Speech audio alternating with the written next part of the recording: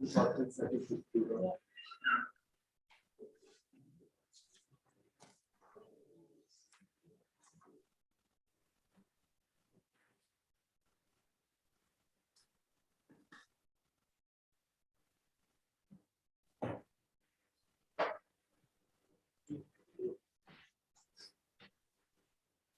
just waiting to connect live stream and we'll get started.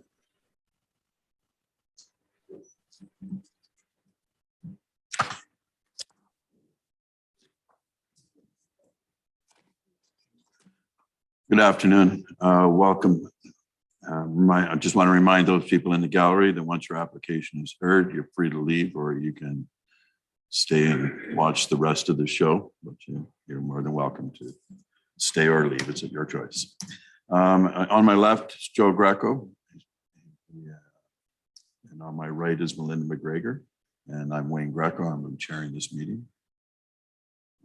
And from planning staff to my right is Michelle Kelly. Michelle. Mr. Chair, we need to do a land. I acknowledge with respect that we're in Robertson Huron Treaty territory, that the land on which we are gathered is the traditional territory of Anishinaabe and known as Bowading. Bowading is the home of Red River First Nation, Batchewana First Nation, and the historic Sault Ste. Marie Métis Council. Mr. Chair, if I could have a motion for the minutes of August. We have a mover for the motion. Joe Greco. I wasn't here. I wasn't here yet. Any opposed? Do it that way, or do we need a vote? All in favor of approval of minutes? Thank you. Mr. Chair, I've not been advised of any disclosure of pecuniary interest. Is there any members? Seeing none, we'll move none. Mr. Chair, if there is a quorum present, and I'd like to advise the gallery that if a member declares pecuniary interest, it does not break the quorum. I've had no request for withdrawal of deferral of an application, so we'll move on to the matters at hand. And I'll bring the committee's attention to tab 9 on the agenda. And that would be application B3422, and Hugh McDonald is here representing the applicant. The subject property is the Crimson Ridge Golf Course property, 100008896 Ontario Lane, formerly 2707728 Ontario Lane, is the owner of part of Section 14, former Township of Cora. Accepts parts 1 to 9(1) on our 12377 further identified under PIN and municipally known as 418 Fourth Line West. It is located on the north side of Fourth Line West between Gooley Avenue and Bruman Road. It is designated rural in the official plan in its own PR Parks and Recreation, GM Environmental Management, and R3S low density residential with a special exception. The applicant is seeking the committee's consent to 2 utility easements over the subject property as follows. A, an easement being approximately 6 meters by 288 meters in size, commencing at the westerly boundary to provide for an electrical line and for water connection to municipal services at Fourth Line West.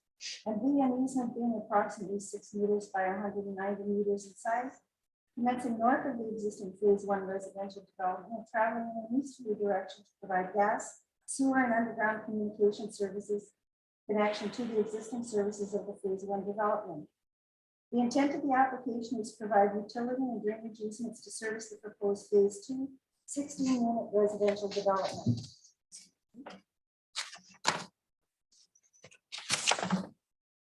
Notice of public hearing was sent by personal mail to neighboring properties by posting a sign on site and by posting on the city website. As a result, the following comments were submitted. The owner of 246 Fourth Line West submitted the following comments. I am writing you to inform you and the engineering group that I am not impressed with this proposal. I live on Fourth Line West across from the arch. We currently use a grinder pump system for all our sewage and water disposal, which is pumped to Fourth Line into a 2-inch line. This system is overused now, as I understand by talking to an engineer who was involved in the whole phase 1 project, and the current homes which line Crimson Ridge Golf Course on Fourth Line West and Brulee Road North. When phase 2 sewage system feeds into phase 1 sewage system and then into our system on Fourth Line, what will be the outcome? Who is going to compensate me if my grinder pump system fails due to the overuse of the 2-inch line on Fourth Line? I had to foot the $10,000 cost of my grinder pump system due to the city not having the proper infrastructure to accommodate sewage and wastewater in that area. I already paid too high taxes in this area considering I live on a truck route which has gotten tremendously busier in the last 5 years since I built here, and the road on Fourth Line has gotten progressively worse since then, leading to my house shaking and lots of road noise and traffic. Maybe it's time for the city to seriously look at this whole system before adding any more homes or projects into the current undersized system. While we are on the subject property, let's discuss the Kremlin Homes 4 or 5, which are currently being built on the east side of Brewer Road North. These lots were originally being sold for $200,000 by Kremlin and were to be well on septic, which every other house on the east side of Brewer Road is now, as well as the houses north of Judge Dunn's house on the east side. Now, for some unexplainable reason, the lots are $125,000 and are to be fed into our current water and sewage system. Great. More potential problems for us down the road. What changed? And while we're at it, what about the water pressure problems which we are all experiencing along the Crimson Golf Course? I hooked up my own water pressure gauge and had it verified by an engineer to my outside tap. Pressures exceed 100 psi numerous times on this gauge. Our PUC insisted it only has to provide us water at pressure below 100 psi, and that is their responsibility. This is crap, as I have had a water line blow in my new house and had numerous faucet tap leaks and drip. And these are all on top of the line products as my wife sold bathrooms for a living. PUC personnel are at that pump house on Lower Brewer Road North daily adjusting pressures. Houses up the hill have low water PSI in the 40s. We've had many high readings in the 100 PSI range, so water pressure is a problem we have now without adding any more homes or projects to our area without changing the infrastructure around us. I have a family member who is a certified plumber in BC, and he says any water pressure over 80 PSI is not acceptable and is dangerous and damaging to homes and equipment. PUC doesn't want to hear this either. I asked them to install water pressure valves in our homes and they could do whatever they choose with their pumps and water pressure. Their response was it was my duty to install it myself to cost me $250 to $400. Thank you very much. So when I have sewage issues down the road, is the city going to come to my rescue and compensate me for my problems? I think not, because I know how these issues play out. Bottom line is I'm not for any new homes or additions to our current system unless the city is going to fix what we already have at their own cost, as my taxes are extremely high for what services I get here now. The owner of 238 Fourth Line listed with the following comments. I am wondering about the capacity of the city water and sewer infrastructure to handle these 16 additional housing units, as well as the new lots being developed on the east side of Brewer Road north of Fourth Line. I live at 238 Fourth Line West. The houses on this stretch of Fourth Line were required to have grinder pumps installed since there was concern already at the time they were built about sewer capacity. Since these houses were built, many additional homes were built on the golf course. 16 additional units are now being proposed as phase 2 of the Crimson Ridge development. All of this additional load is presumably feeding into a sewer system which was apparently considered undersized before most of these developments occurred. So I'm wondering about how concerns about sewer and possibly water supply infrastructure are going to be addressed before this phase 2 development proceeds. Engineering staff advised that the Crimson Ridge condo and golf courses are connected to a different sanitary force main than the houses on Fourth Line to Brewer Road. The second force main was installed when the condo development was built. It is my understanding that this new development will also connect to that force main. And that was the response that engineering provided to both those property owners.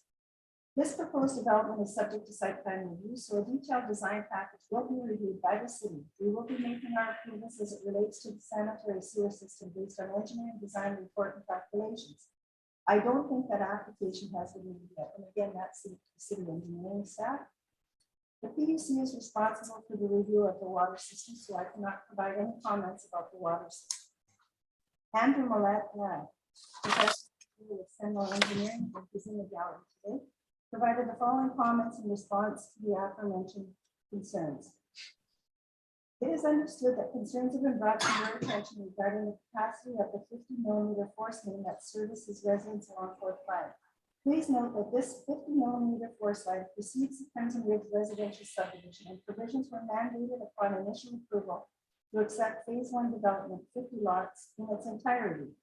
As part of the phase 1A residential subdivision development, initial 33 lots, a dedicated pump station and new 75mm low pressure force main was installed. It is our understanding that 75mm force main is dedicated and serves only buildings on the Crimson Ridge property, which conveys sewage downstream to the 50mm force main where it can accept the additional sewage load. Please refer to the Crimson Ridge Condominium Development Municipal Report. The current development group now wishes to complete phase 1B by developing the remaining 17 lots. As the current proposed design does not deviate from the original design intent of municipal servicing regarding capacity, it will be capable of accepting the second phase of development. For details regarding phase 1A, we would direct you to the original engineers as they would contain the proprietary design documents, Genevar, now WSP Canada Inc. However, the servicing report is appended to this letter. Regarding elevated water pressures, the PUC should be notified of potential concerns. There will be no effect on water pressure resulting from the service connection to the phase 1B development. And Mr. Chair and members of the committee, that response from Mr. Millett and the report that he mentioned were provided to the previous two property owners as well. As part of the application review, this proposal was circulated to internal departments and external agencies for their review. Building, planning, engineering, legal, fire services, public works, Algoma Public Health, Bell Canada Right of Way, and Sault Ste. Marie Conservation Authority had no objections. PUC services did not respond. Sault Ste. Marie Region Conservation Authority advised that any development within the proposed easements on the subject property will require a permit from the Conservation Authority. Considerations for the committee. There's no objections from staff. Two neighboring property owners expressed concerns and in particular questioned sewer capacity.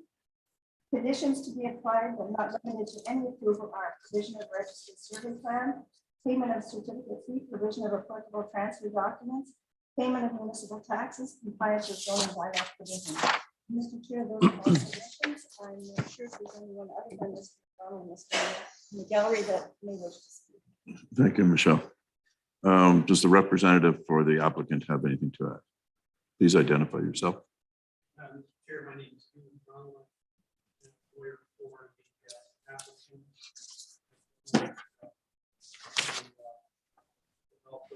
Phase 1B, phase 2, Crimson Ridge development.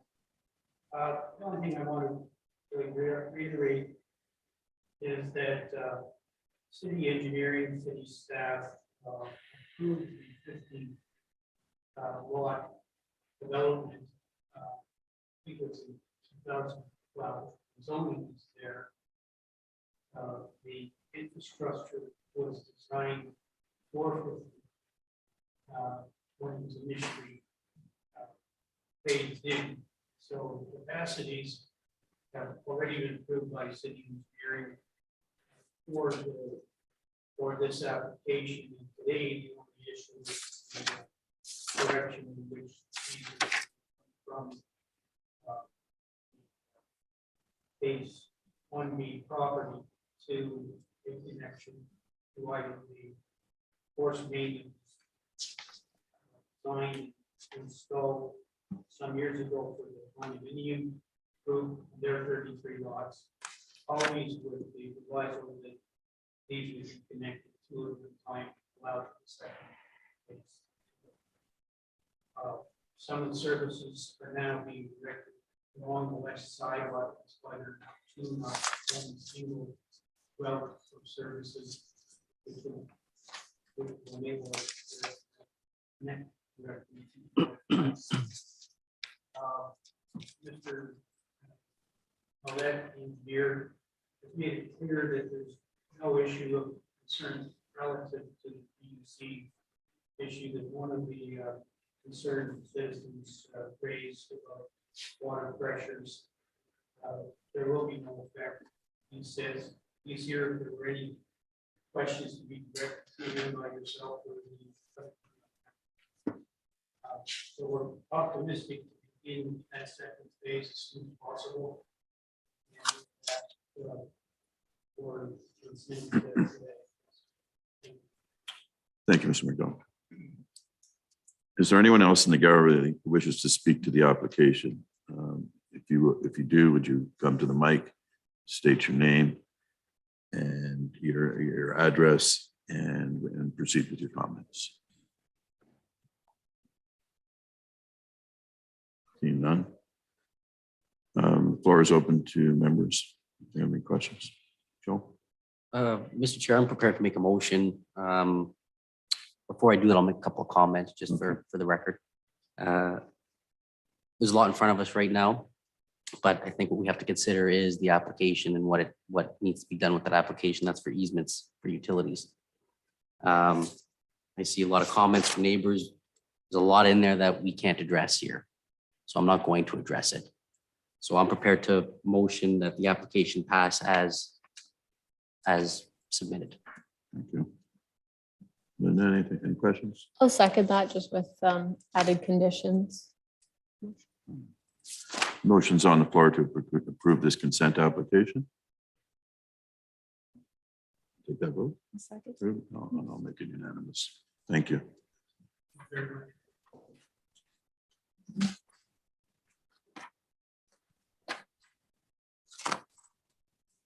I should have mentioned before, when the committee is done with your application, you can leave. There's no obligation that you stay. If you'd like to spend the rest of the afternoon with us and you don't have anything better to do, you can certainly stay as well. God bless you. Thank you. Mr. Chair, I'll bring the committee back to tab 1 on the agenda. That being application A3022, the applicants are Justin Kellogg and Taylor Gillespie. The subject property is 31 Saloon Court. It is located on the southerly side of Saloon Court between Chambers Avenue and Eastern Avenue. The subject property is designated residential in the official plan and is owned R2 single detached residential. Relief is requested from the provisions of bylaw 2005-150 as amended to legitimize the height of the existing privacy fence only, specifically section 7.2 and 7.3.2 of zoning bylaw 2005-150, which requires a maximum height for a fence in the front yard of 0.9 meters and in the sightline for driveways 0.75 meters.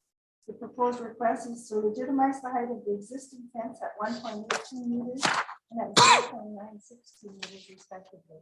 Is there anyone else in the gallery besides Nicola on this application? Seeing none, I'll keep moving. Notice of public hearing was sent by personal mail to neighboring properties by posting a sign on site and by posting on the city website. The abutting property owner at 25 Saloon Court submitted the following comments. Excuse me.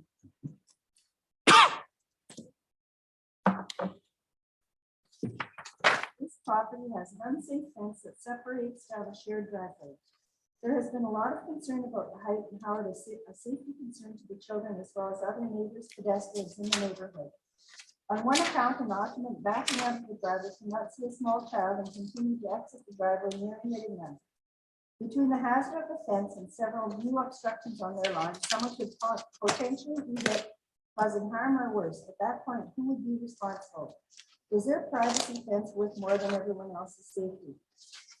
I am strongly against this variance being approved.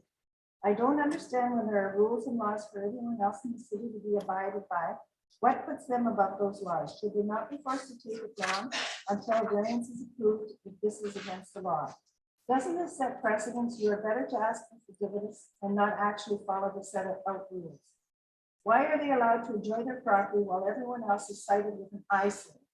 There are multiple shared driveways in Cecil Marie, a few being on Saloon Court, and no one else is above the bylaw guidelines. So what gives them this right?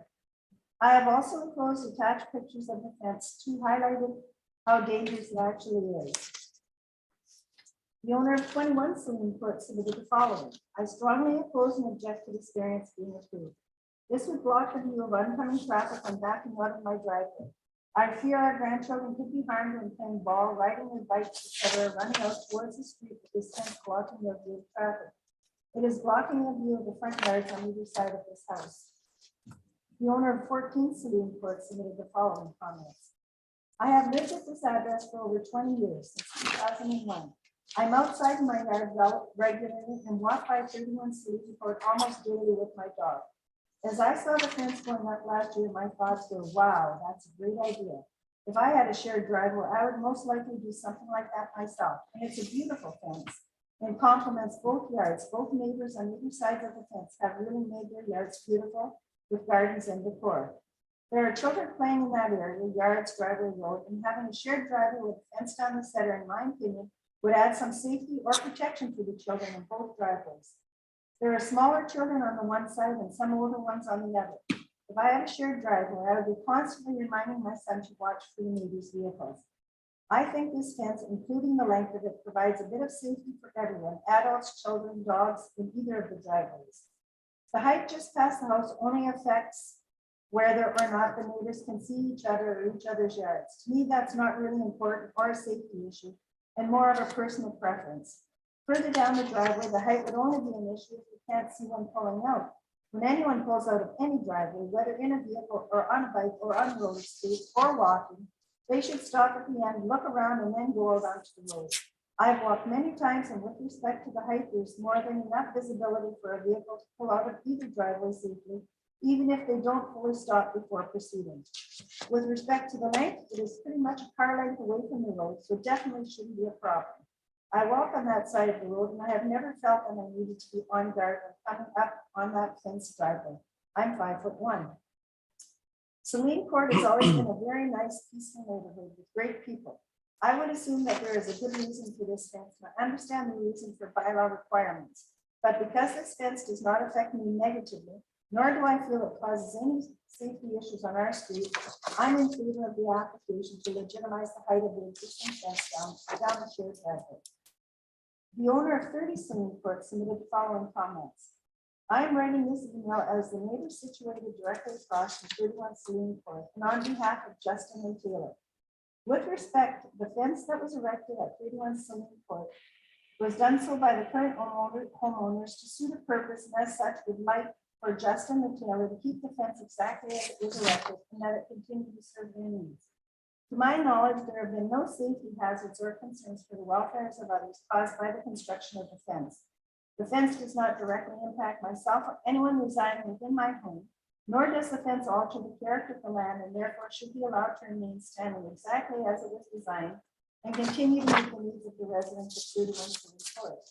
As one of the citizens that currently resides on Celine Court, I struggle to visualize how the fence would negatively impact anyone who lives in the court, and find myself bemused that someone will waste time and energy to file a complaint such as the one we have before us.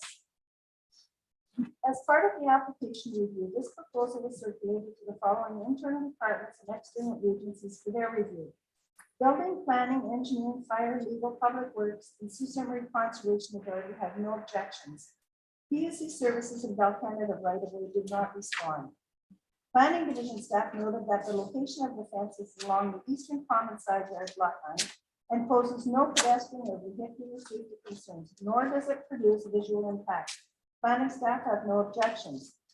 Public Works staff advised that there is no traffic issue noted with the existing fence as reviewed by Public Works. Considerations for the committee: there are no objections from staff. Public Works and traffic opined that there is no traffic issue. Two neighboring property owners, one of which is an abutting neighbor, an owner, opposed the request. Two neighboring property owners submitted written support of the request. 12 other neighboring property owners circulated on the application, did not respond. And those are my submissions, Mr. Chair. Thank you, Michelle. Does the representative for the application have anything to add? We originally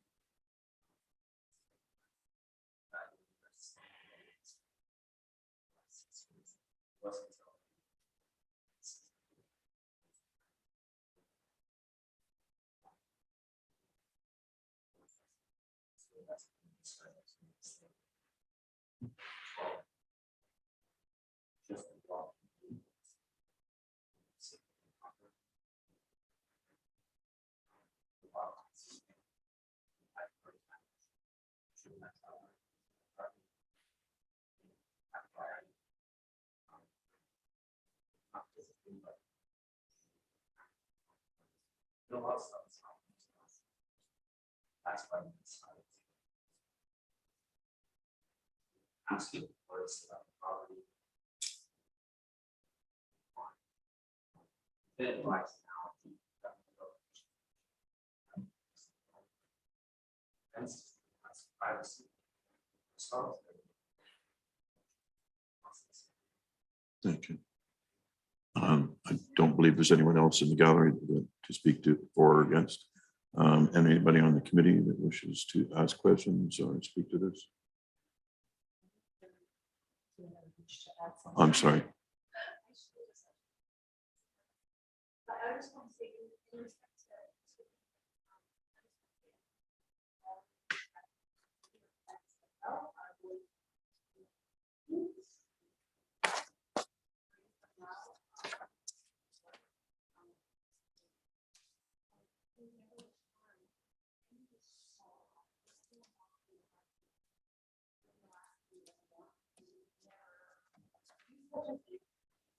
However, especially I know.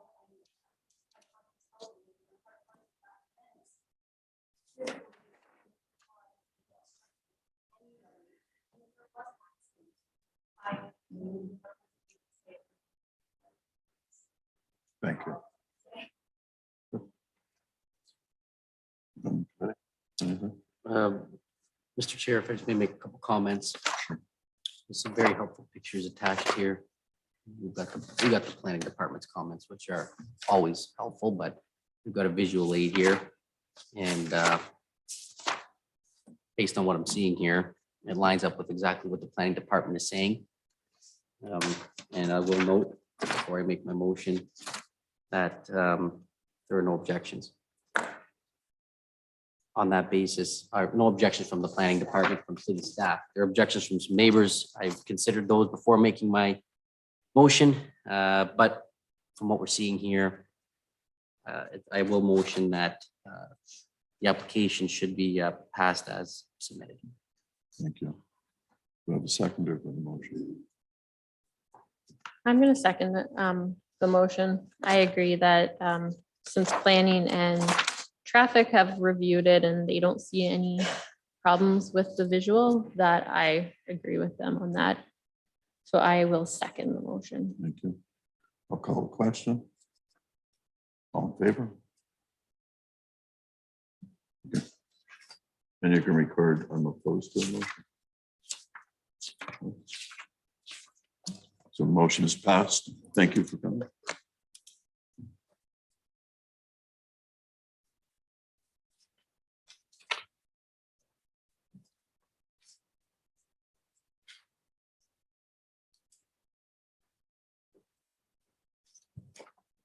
Thanks.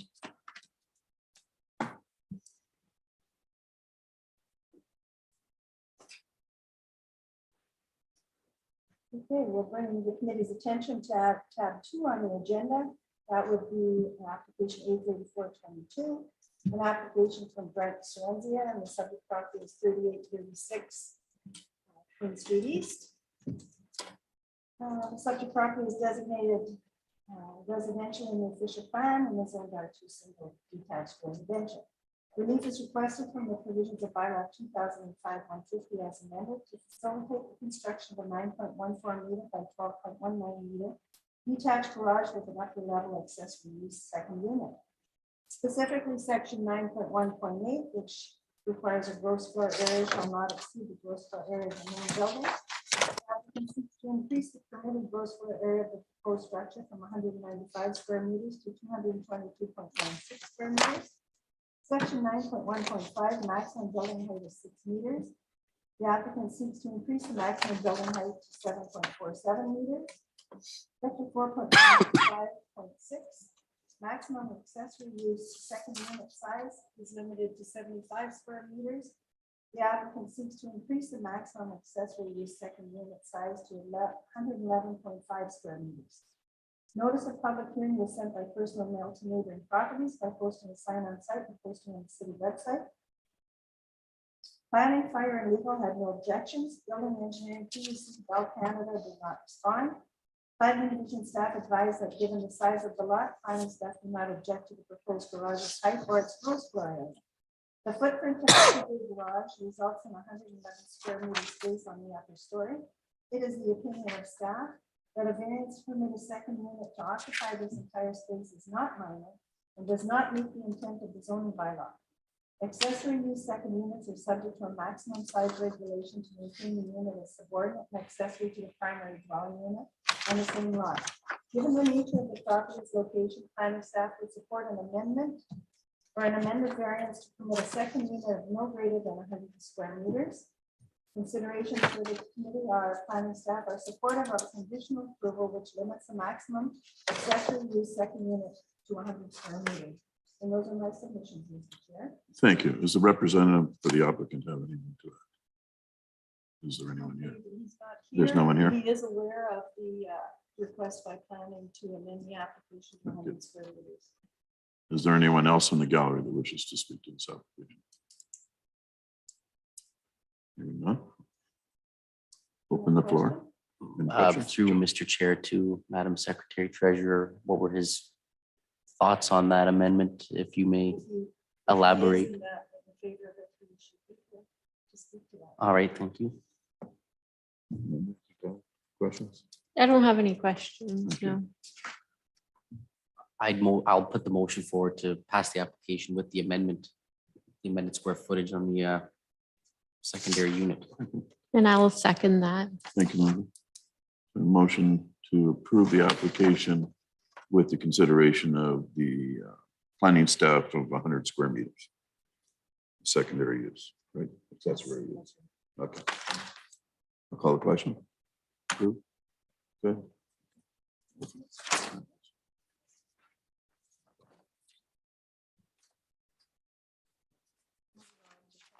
Agenda with the application 3522.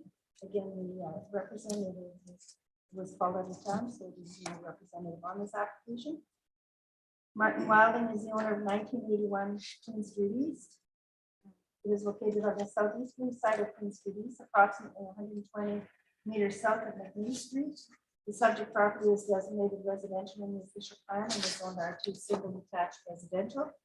Relief is requested from the provisions of bylaw 2005-150 as amended to legitimize the location and renovations to carry out to the existing 10.3 foot by 22.3 foot boathouse by reducing the side yard and rear yard. No change intended to the existing structure's footprint.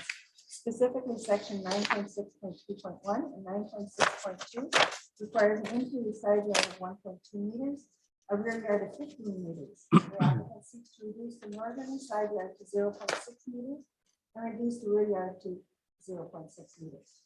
Notice of public hearing was sent to neighboring properties by posting a sign on site and posting on the city website. The owner of 1969 Queen Street East submitted a letter of support of the request, provided any approval limits the height of the boathouse to 9.5 feet. He opined that his water view would not be negatively impacted if the height was restricted as suggested. Building, planning, engineering, fire, conservation authority, and legal had no objections. PUC services, public works, and Bell Canada did not respond. Building division staff has no objection to the application for the reduction of the interior side yard and the rear yard for the renovations to the existing boathouse only. The drawings that were provided with the minor variance application include an L-shaped deck that is 18 feet wide and will project an additional 15 feet in the direction of the rear yard. The proposed deck would not be constructed on their property as shown on the plan and is not approved as part of this review. If the applicant wishes to construct the deck, they will need to resubmit drawings to the building division for review and approval, and the entire structure will need to be moved so it is constructed within the boundaries of the subject property. You will note that the application before you does not speak to the deck, and the owner has advised me that the deck will be removed from the plans once they're submitted to building division for a permit. Conservation Authority advised that the subject property as circulated is located in the area under their jurisdiction. Any development on the subject property will require a permit from the Conservation Authority. The abutting property owner at 1969 Queen Street East advised that he has spoken with his neighbor Mark Wilding regarding rebuilding the boathouse. The rebuild to be the exact dimensions as currently exist. He advised that the applicant that he is supportive of the rebuild, conditional on it not being any taller than it is now, so that his water view is not obstructed. Mr. Wilding assured him that it would not obstruct his view and that the tallest would be about 9.5 feet tall, which is the same height as the cedar edge behind it, being the Barsanti property. Considerations for the committee, no objections from staff or other persons notified of the application. One neighboring property owner provided conditional support of the request. The applicant is agreeable to a condition that maintains a maximum height of 9.5 feet for the boathouse. Recommendations, any approval be made conditional upon the height of the boathouse being limited to a maximum height of 2.895 meters and 9.5. And those are my submissions. Mr. Chair. Thank you. Is there anyone in the gallery that wishes to speak to the application? Hearing none, I'll open it to the floor, to the members. I don't have any comments. No comments from me. Thank you. I'll entertain a motion. If we have one. A motion with the considerations for the maximum height of 9.5 feet. Thank you. Mr. Chair. And I will second that motion. Thank you. Call a question, all in favor? Motion is passed. Thank you.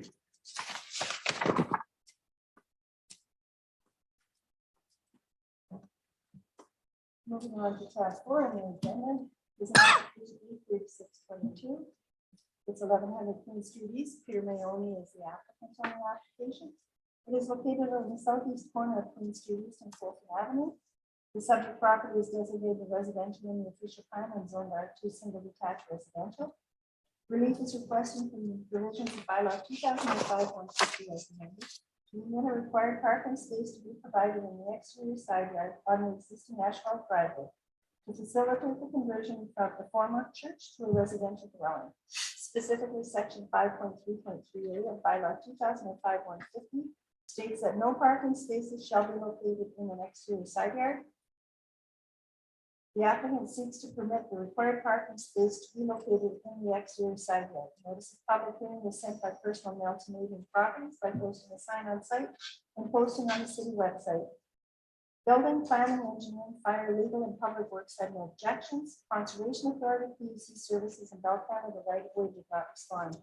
Planning staff had no objections, advising that these variances will legalize the site as it currently exists and is necessary to facilitate the repurposing of an existing building. Considerations for the committee, no objections from staff or other persons situated on the request. No evidence that approval would create a negative impact. Those are my submissions, Mr. Chair. Thank you. Mr. Mayo, do you have anything to add? Thank you. There's no one else in the gallery, anyone else in the gallery which is speaking now? From the members, any questions, comments? Comments from me. Then I will entertain a motion. Sure, I will put forward a motion to approve this application. Thank you. Do I have a seconder? Call the question. All in favor of the motion? Thank you. The motion is approved. Thank you, Mr. Mayor.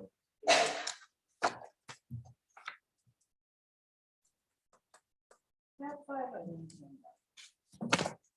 And Mr. Chair, we'll hear tab 5, 6, and 7 together, and Dave Russo in attendance representing all three applications. And I'll ask you to turn to tab 7 first. Tab 7 is application B3122, the subject property is 932 now. The owner is Dennis Farco. Subject to the approval of minor variance A3722, the applicant requests the committee consent to sever a southerly irregularly shaped portion of the subject property having 3.2 meters of frontage on Allen Side Road, having an approximate depth of 63 meters and approximate area of 351 square meters. The severed land is to be merged with a southerly abutting property known as 875 Allen Side Road as a lot addition. And before I get into the comments, I'll ask you to turn to item 5. The comments are similar for all three, so I will explain all three applications. Tab 6 on the tab 5 on the agenda is application E3722 minor variance application from Mr. Barker 4932 Allen Side Road. And it's subject to the final consent of B3122, and it's specifically section 8.5.2, which requires a minimum lot area of 0.8 hectares. That's today's current zoning bylaw. He's seeking to reduce the minimum required lot area from 0.8 hectares to 0.3 hectares.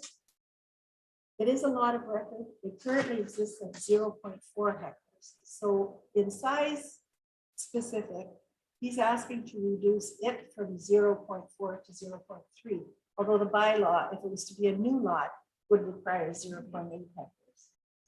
So if he severs the severed portion, he needs this variance to improve the lot area that's left behind.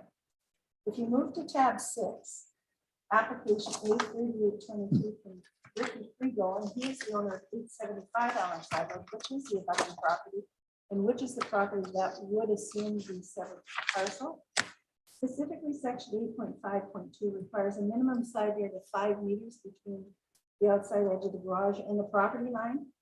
He's seeking to reduce the north interior side yard from 5 meters to 3 meters. If proposed separate parcel is conveyed to this property, there still would be a deficit on the side yard requirement for the garage. So it was circulated to neighboring properties by posting a sign on site and posting on the city website. No response. Planning, Public Works, and Bell Canada right of way had no objection. Building engineering, fire, legal, police services, Algoma Public Health and Conservation Authority did not respond. Apologize. Algoma Public Health let me know this morning that they had no issues. Previously, both 875 and 913 Allen Side Road were owned by the same owner, albeit both independent parcels. Some years ago, a detached garage was constructed on 875 Allen Side Road. However, inadvertently extended over the common property line onto 913 Allen Side Road. The current owners of both properties have agreed to a conveyance of sufficient property to be severed from 913 Allen Side Road and attached to 875 Allen Side Road to address the encroachment. This conveyance would result in a further reduced lot area for 975 Allen Side Road, which is the subject of the minor variance. No objections were received from staff or other persons notified of the application. Conditions to be applied but not limited to the consent are provision of registered survey plan, payment of certificate fees, provision of current PIN abstracts for both 875 and 913 Allen Side Road, provision of applicable transfers, payment of municipal taxes, discharge or partial discharge of any charges, and final approval of minor variance applications 83722 and 83822. And again, the submissions I made were similar for all three applications. And those are my submissions, Mr. Chair. Thank you. Does any representative for any of these applications wish to add anything? Nothing. Is there anyone in the gallery wishing to speak to these applications? Please identify yourself. Can you identify yourself, please?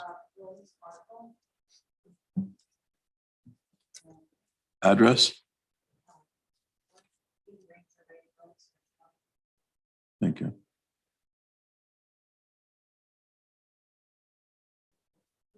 Oh, you know the postal code?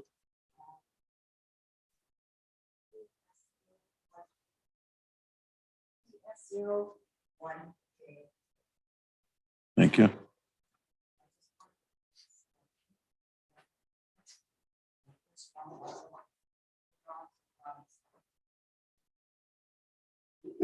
For point of clarity, this is the sketch prepared to support the application. Will agreed to by both parties. Part of the process. This is both parties. 917 or 913 considering that party agreed to accept the My only concern is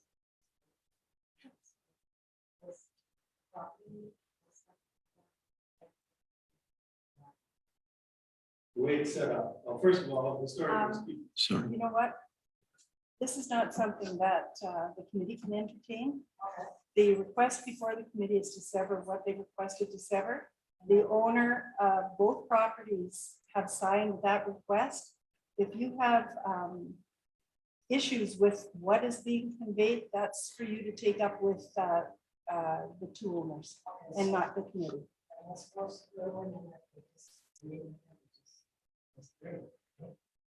If you just, if it doesn't proceed, it doesn't proceed. The committee can approve or refuse. If it doesn't proceed, it doesn't proceed. My concern was like I said, But, yes, but what he's saying is the property owner today and the property, both property owners have submitted these applications and signed them. So that is all that the committee can deal with today. Any confusion or misinterpretation in between that is for you to resolve with them. Thank you. All right, just to reiterate, yeah, both parties were part of the same ownership. Both parts. Those were built prior to 16.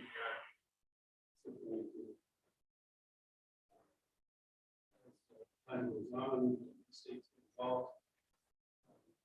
Northern party, northern parcel, one parties.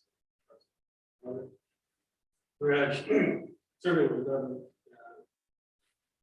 19, there is trying to hold the occupation as best we could. We know from the sporting steps of the horseshoe. In the graduate road, but we couldn't. That would have a significant impact on the area. Parcel. They're clearly occupied 10 feet more or less north of the garage.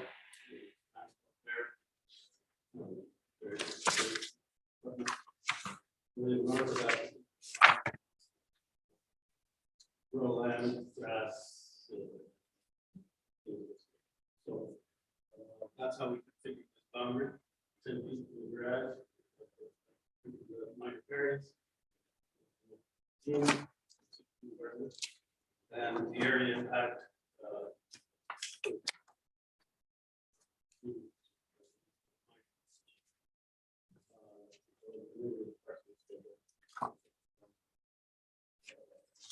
We're going to yes.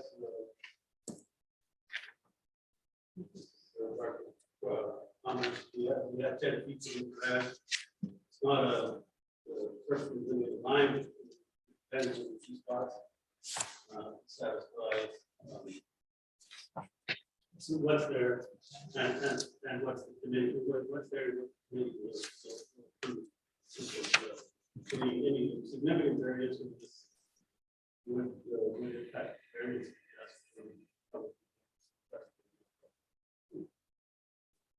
Thank you for your comments. I'll open the floor to the committee.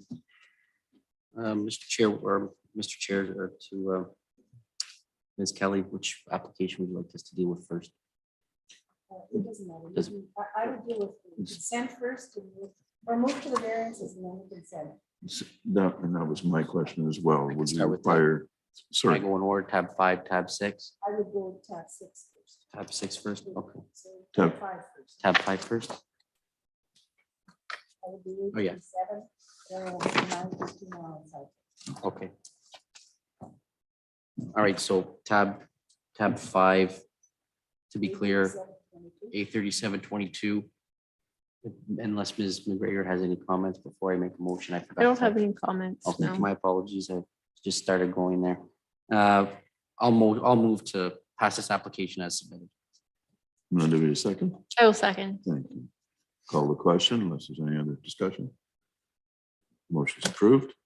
So, that minor variance is approved. Now go to 7, please. We'll go on to tab 7, The consent, application, consent application. Any questions, comments? I don't have any comments. No, I don't. We'll look for a motion. I'll motion to pass the application to allow the consent as submitted, Mr. Chair. Thank you. And I'll second that. Thank you. Call the question. All in favor? Motion is passed. And then tab 6, please. And that would be the minor variance to the Google property. Excuse me. Any further discussion? I have no comments. I don't have. I'll entertain a motion. Or I'll move. Thank you. Thank you. Motion to approve the minor variance application. It's on the table. You second, Mr. Kirkhoff? Yes, I do. Thank you. I'll call a question. All in favor? Motion's passed. Thank you very much.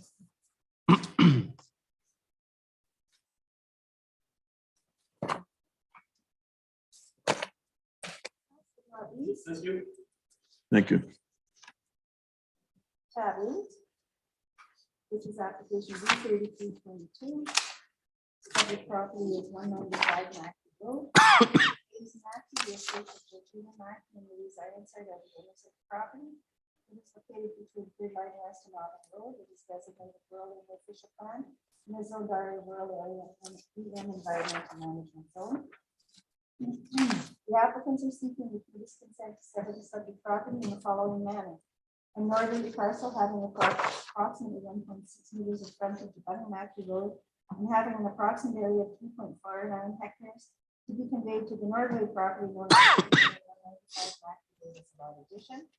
The southerly rear land being approximately 4.29 hectares in size to be conveyed to the southerly property known as 1.3 Mackey Road as allowed addition.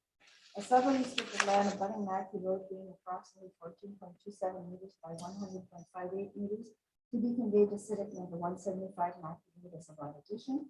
And a southerly strip of land abutting Mackey Road being approximately 5.87 meters by 100.58 meters to be conveyed to the adjacent property known as 143 Mackey Road as allowed addition. The intent of the application is to remedy the existing irregular parcel configuration by increasing the land holdings of 4 abutting properties. There was no response from the circulation on the application. Building, planning, engineering, legal, public works, fire services, conservation authority, Algoma Public Health, and Bell Canada right of way had no objections. Fire services and PHC services did not respond. For your consideration, consent approval obtained in and about 1986 was not fully completed. Certificates of consent were provided, however, not all related transfers were registered, resulting in the existing non-complying lot configuration. Approval of this application will remedy the non-compliance. No objections were received from staff or other persons notified of the application. Conditions to be applied but not limited to any approval are provisions of registered survey plan, payment of certificate fees, provision of current PIN abstracts to all properties involved, provision of applicable transfers, payment of municipal taxes, discharge of parcel, discharge of any charges on the subject property. Those are my submissions, Mr. Chair, and John Mackey is in the gallery if you have any questions. Mr. Mackey, do you have anything to add? Nothing really. Thank you. Seeing there's no one else here to ask, I'll turn it over to the committee. Comments from me, Mr. Chair. I don't have any comments, no. We have a motion. Yes, I will approve the motion with conditions set forward. Thank you. I'll Mr. second. Krekel. Thank you. Motion's on the floor. All in favor? Motion is passed.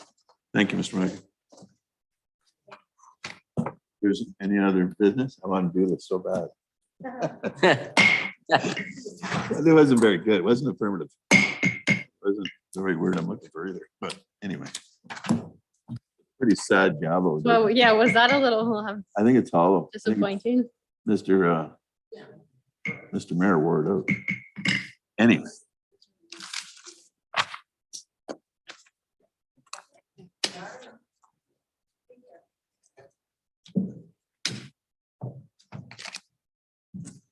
Hope that didn't cause a problem with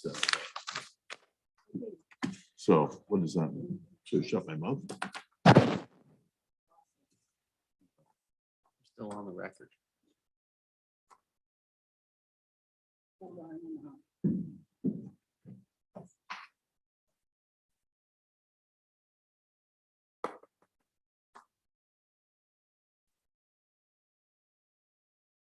Should probably spoke to you before the meeting.